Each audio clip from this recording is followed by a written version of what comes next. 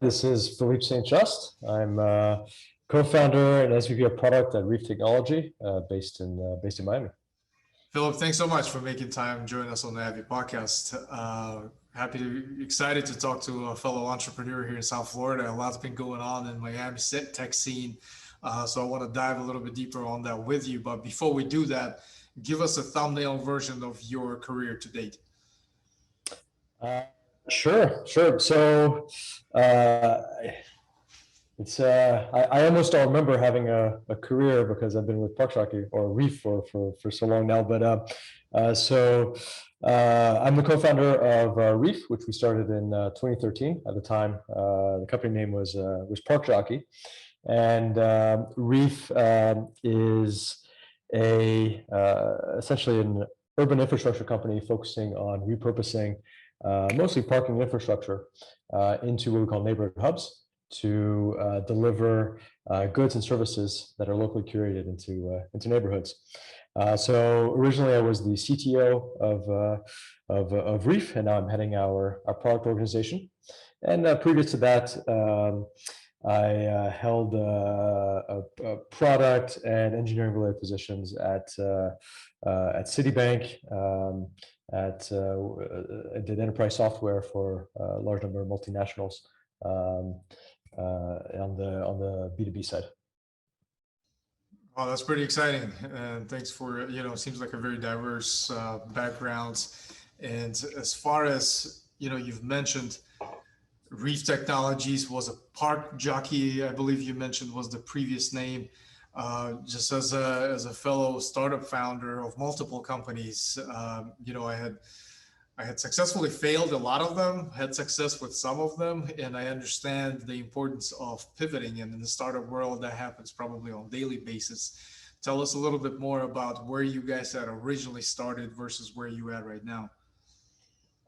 Sure. So we certainly have come a long way. When we started the company at the core of REEF, so Park Jockey, we were focused on being a reservation platform for parking spaces. So you can think of it like an Orbitz for parking. If you go to an event like the Miami Heat, so that you wouldn't have to worry about where to park, you'd go on our platform, reserve a space, and then they'd be there waiting for you when you got there. And that worked for a while until one day we did really well, sold out a whole parking lot for, I think it was the Phil Collins concert at American Airlines Arena, and super excited, super pumped. And then the night of the event, the guy who owned the parking lot was like, "No way am I giving you my parking lot when I know I can sell everything to people who drive up for twice the price." And so that kind of woke us up to realizing that actually it's pretty tough being a broker and a middleman, especially if the power dynamics are not with you. And the key thing to know about parking is it's all about proximity. The value of what you pay for parking is based on how far you are from where the person really wants to go. Because nobody's going to a parking lot for fun. They're going there to leave their car to go somewhere else. And so it's really obvious when you go to events. Again, Miami Airlines or American Airlines Arena. Well, back then it was American Airlines Arena. The Miami Heat Arena. If you park right in front of it, it's $50 for your car. If you walk down one block, it's $20. You walk down 2 blocks, it's $10, and then 3 blocks and more, it's like $5. And so within the span of literally 4 blocks, you have 10x the value of that real estate based on how close you are to where people really want to go. And so I think that really kind of forms the core of what REEF is today, and what we built on top of it. So going back to your question about pivoting, basically that was a key moment when really we understood that what we had to do was control the supply, and especially control supply of proximity. So we did this mental shift of pivoting from being a parking company to being a proximity company at that point. Wow, very interesting. And I could imagine if you're not built, or if you're not used to that type of environment with things shifting probably on a hourly basis, and being able to successfully change that focus and trajectory versus where you were working on previously, it's a very dynamic environment. So as far as the overall solution of REEF technology when it comes to parking solutions, how did that all come about? Well, was that a personal need that you had encountered as you were going through the parking situations in South Florida? Give us a little bit of a context there. Yeah, good, good question. So I don't actually have a car, so which is ironic for someone who leads a parking company. But it was. Um, I think it was more driven by. I mean, our vision is more driven by a view of how cities should operate, and by looking how they operate today. And so really, Reef and Park Jockey kind of grew up in the context of on-demand delivery, in the context of ride sharing. And so we've seen what those elements have done to cities. They basically clogged them up. They've introduced a class of workers that are somewhat empowered, but at the same time are the economics don't really work for pure ride sharing and pure point-to-point delivery. And our background, or I mean, the background of one of my co-founders is in logistics, and so he was able to apply a lot of what the logistics industry has learned over the past 100 years to basically this new environment of urban mobility. And one of the key principles I think we picked up on is that point-to-point networks just don't scale, which is essentially what the ride-sharing companies were built on. And what you need is really a hub and spoke network with where you put the hub in the right place, and you understand that the spokes need to kind of go back and forth from either a fixed starting point or a fixed endpoint in order to be able to build a network that actually has proper unit economics. And so based on kind of that realization, that's when we started looking at our own assets and our own set of parking lots, and really started thinking about them as the hubs in that hub and spoke network, and trying to figure out what we could do with them, and what we could build on top of them. Right. No, that's very, very interesting background on how the actual solution came about. When it comes to, so you guys have been building this, growing since 2013, I believe you mentioned. It's, probably not the right term to call you guys a startup still, but I would imagine that you're still trying to maintain that type of environment and culture of innovation at the end of the day. So tell us a little bit more about, the current culture of REEF, and what are some of the strategies and practical recommendations that you can share when it comes to building and fostering that culture of innovation within the organization? Sure. So we have a very unorthodox path, I think, for a high growth company. Essentially, just kind of summarizing how we expanded. We were, I think, closer to what you call a startup up until 2018. I think we had around 100 employees, and we're working on a certain trajectory, and had the opportunity to prove out all the elements of our current business model, but at a small scale, or at a lower scale. So we prove out our concept relative to kitchens, our concept relative to proximity hubs, our concept relative to last mile delivery. And what we're able to do is essentially partner with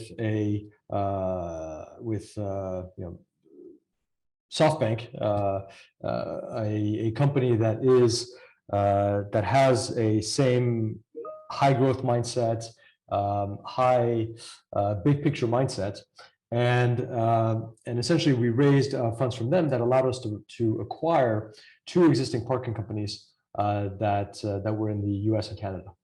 And so overnight we went from essentially a 100% business to a 15,100% business. And so very different than I think the way most companies grow.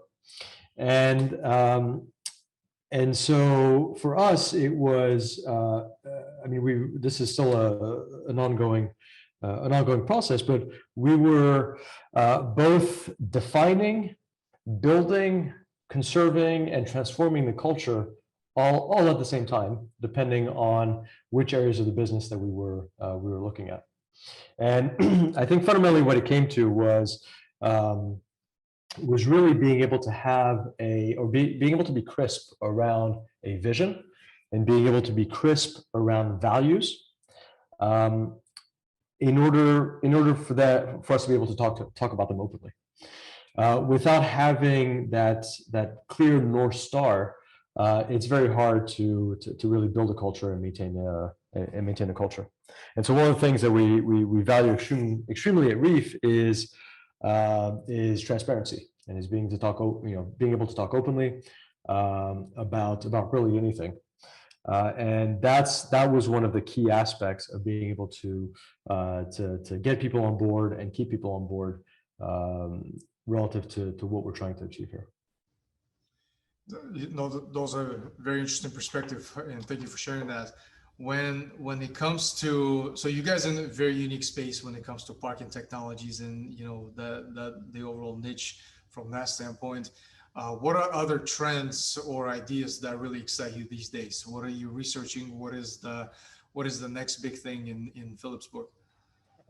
Well, so the thing that I love about our business is that it really is a proximity platform, and it's really about bringing goods and services closer to consumers and allowing neighborhoods to really thrive with diversity. So almost by definition, our company is based on the idea of an ecosystem, and based on the idea of finding new and interesting things and finding concepts that are relevant to people in neighborhoods. So there's constantly an influx of ideas. We have a great BD team that is always finding new ways of commercializing our proximity and finding partners for our proximity solution. So just recently, for example, we signed a deal with Joby Aviation. Joby is an eVTOL company that is rethinking essentially how we move people around cities. So they've got what essentially looks like one of those little drones that you see people flying, except it's 100 times bigger, and it can carry 2 to 4 people. So it's really like a next generation helicopter, but much more efficient, much quieter. There's a whole science around how you can reduce the noise of buffeting helicopter motors, which is really interesting. And so we're partnering with them essentially to open up our proximity network for their needs and bring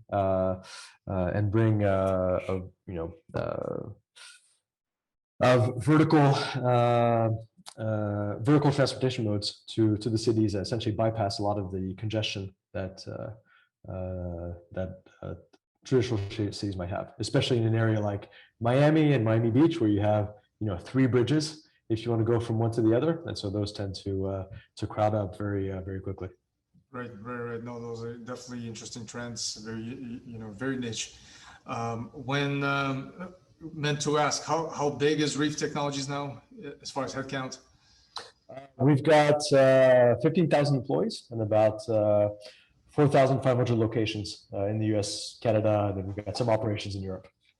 So share your thoughts on kind of the overall concept of future of work, because as I spend a lot of time talking to other executives, founders, investors, and so forth, one prevalent topic, especially lately, has been the company's needs and ability to scale up or down in a very efficient, fast, and nimble way.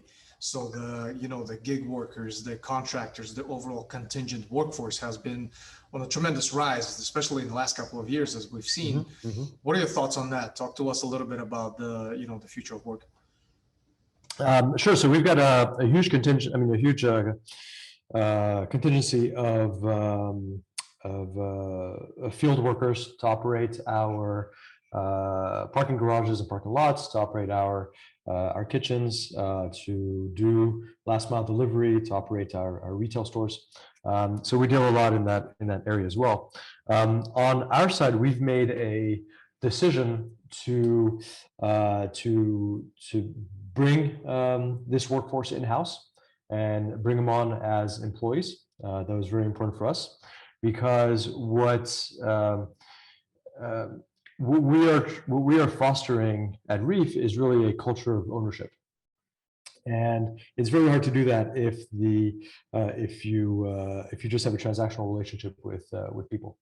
And so for us, being a company that focuses on proximity, it's all about decentralization and about being in the neighborhoods. And so we need people that are engaged. We need people that have a sense of ownership, like this is my neighborhood. I work for REEF, but this is my neighborhood. And so for us, employees was the answer. It might not be the solution for everyone, but it's very important for us to do that. Right, right, absolutely. I can definitely relate on so many levels from that standpoint. So as we talk about, the differentiation factors and competitive advantage for you as the founder, as an executive, I'm pretty sure surrounding yourself with the best people, with the like-minded professionals is at the top of your mind 24/7, whether you're actively recruiting or not. Personally, me, whenever I talk to anybody, is always that question in the back of my mind: is this someone I would want to work with? So I'm pretty sure to a certain extent you operate in a similar capacity. Share with us any thoughts or strategies that really help you from a standpoint of winning that war for talent out there, because the war for talent is real out there. It's a candidate driven market. A lot of companies thought that going virtual is really going to help you get access to candidates worldwide on a global scale, but also competition 10x as well, right? So anything that helps you and your organization attract the top talent, share with us any strategies there. Sure. Well, I think it's important to understand that you're never going to please anyone, and so there's not a one size fits all. Not everyone who's talented will be a good fit for your organization. So really understanding, I think, what your culture is and what values you want to bring in is you need to start there. Given that there is plenty of talent out there, and a lot of people that are looking for inspiration, that are looking for vision, that want to be part of something greater. And so what we sell at REEF is really the future and the opportunity to work for something special, something that's going to change the world. We've been able to attract good talent that way. But at the same time, I have plenty of interviews where I talk to people, and it's not going to be a good fit company. A good fit for the company. They're not necessarily looking for what we're offering. So some people have an opportunity to earn a lot more and are looking for that high paycheck, and sometimes it's not that's not what we can offer or want to offer. At least for the core of the company, you really can't build it on mercenaries. You have to build it on people who buy into the vision and who essentially bring themselves and inject themselves into what you're trying to build. Right, very, no, absolutely.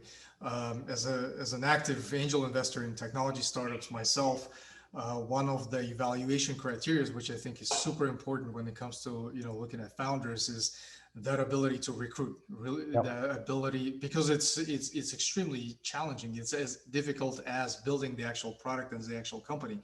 So a lot of the things that you're talking about definitely make sense. So to take that a little bit further, as you attract the top talent, retention is also another very complex layer when we talk about retaining the top talent, because the same companies continuously look for the top performers at every organization. So I'm sure the top performers at your company are continuously poached, continuously presented with unique opportunities to join the other projects and so forth. Tell us a little bit about the strategies when it comes to retention. How do you build that environment? What really helps you? What have you learned in the past? Uh, sure. So, we use some traditional methods and some untraditional methods of keeping people excited and motivated. Equity obviously is very important, and having people really buy into the company and get rewarded for being part of that, being part of what you're building. But I think. We try to structure the overall organization so that we're providing opportunities within the company to grow. We're providing opportunities to learn, and one of the good things about being a high growth company is that you're usually creating new positions pretty regularly, and so there's an opportunity to move up for everyone if they're able to perform. So that's something that we emphasize. That's a culture that we try to build, and we try to give opportunities so that people can prove themselves, so they can show what they can do, and not feel like what happens in the enterprise world, like they have to go elsewhere in order to get promoted. And that's kind of that was my career. I know that was a career for a lot of my peers. It's very easy to get a higher position somewhere else usually than within your own company. So we are very cognizant of that, and try to make sure that both the culture as well as our reward system, our performance system, is built around the idea of meritocracy, and around the idea of rewarding people pretty much immediately for what they're able to accomplish. So there's a very clear path and a very clear alignment of goals. Yeah, those are very, very distinct strategies. Seem so simple, but oftentimes overlooked when it comes to, retaining your top talent, which a lot of that could be prevented ahead of time. So the last question on talent retention, acquisition, from that standpoint, interviewing is another very complex component that is a combination of art and the science. And I have never seen, it's a continuous learning journey, I guess, when it comes to interviewing. Mhm. From your standpoint, when it comes to interviewing the candidates, obviously at the executive level they go through multiple rounds of interviews, technical assessments, or whatever the case may be. When they get to you, give us a glimpse into an interview with Philip. What does that look like? Do you tend to keep it pretty traditional, or do you get very creative? But more importantly, what do you look for in responses when you talk to candidates? So I think by the time I talk to people, what I'm usually checking for is really values, core values, um, and um, and it's hard, and you can't really ask those questions, right? Do you believe in being true? Do you believe in showing grit? I mean, you're not going to get or I mean, you'll get the answer you want there, but you're not going to get you're not going to get the real feeling for how that person thinks and how they feel. And so I usually keep my interviews a little more informal, and I look for stories. I want to hear people talk about themselves, and talk about how they have approached their challenges, their opportunities, and then I usually try to figure out whether they're really telling their story, or they're telling their company story or somebody else's story. And so usually, you ask why or how, let's say 3 times, and after that, you can pretty much tell whether that's really coming from them, or they're just or they're kind of telling the story of their team, or maybe they're the people they work with, rather than their own experiences. Right, right, right, absolutely. No, one of my favorite books is by Ben Horowitz, "The Hard Thing About the Hard Things," and one thing that he talks in it about, the interviewing strategies, and something that I still, try to remember every time I interview is, hiring for strength versus lack of weakness, because we've all been there in the trap where when you interview and you think from a standpoint of, you know, is this the weakness that I can tolerate, or is this someone that I can tolerate as far as working with? So it's an ongoing journey. It's just the concept that I try to remember when interviewing. So thanks for sharing some of those strategies. Makes perfect sense. Last but not least, when it comes to your personal, your sources for self-actualization, for staying ahead of the curve, for learning opportunities, what is your content diet is looking like these days with so much information being thrown at us on a daily basis? How do you stay selective? What are the things that really help you? Sure. So I love content that is pretty much irrelevant to my business. So I like to, I'm a pretty big nerd, so I like to listen to science podcasts. I like to read current affairs. I think there's a lot of learning that you can do from just looking at people's behaviors and understanding people's processes in areas other than yours. Because sometimes when you look at what competition is doing, you're biasing it for your experience, or you're discounting what they're doing based on your understanding of your strengths and weaknesses. Whereas I think if you're looking for unrelated, if you're learning about unrelated topics, it's much easier to pick up patterns, pick up trends, pick up approaches, pick up strategies that end up being relevant to you, but without the baggage of your current day-to-day context. So that's what I like to do. So I'll plug in specifically Skeptic's Guide to the Universe. I love that love that podcast, and then I'm a big fan of Quora and LinkedIn.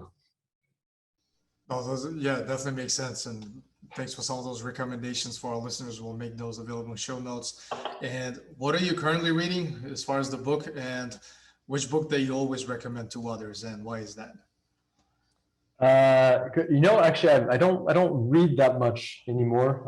Books, probably like most people, I've bite-sized my intake of knowledge. And it's so hard to find a book that you would actually finish these days. Like out of all the books I've read, I don't know, 9 out of 10, I haven't gone past the half. Yeah, I'd agree with that. So I'll take a pass on that question. It's all good. Philip, can't thank you enough for your time today. Very insightful conversation. Personally learned quite a bit. What I like to do with a lot of guests is to do another follow-up conversation in about a year and see how much have changed, transpired, and we will revisit the conversation from a year ago and basically take a listen to what we've discussed. And so I'm definitely looking forward to that. All right, I look forward to it too, John.